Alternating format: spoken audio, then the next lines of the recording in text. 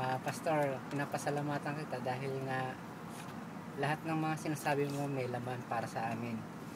Bagamat kilala ko na ang Panginoon noon pa, dahil sa mga salita mo, nadagdagan pa ng gusto yung aking nalalaman. Tsaka lahat ng sinasabi mo talagang may laman, hindi basta, hindi parang isang pagkain lang na parang gatas na iniinom lang ng isang bata.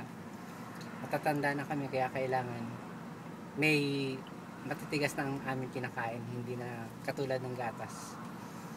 Pero bagamat kaalis ka, nakakalungkot, pero wala kaming magagawa. Sadyang kagaya ni Pablo, pumupunta siya sa lugar, nagmi-mission, tapos aalis din. Doon kita maihen tulad si San Pablo. Kaya sana lahat ng makatagpo sa'yo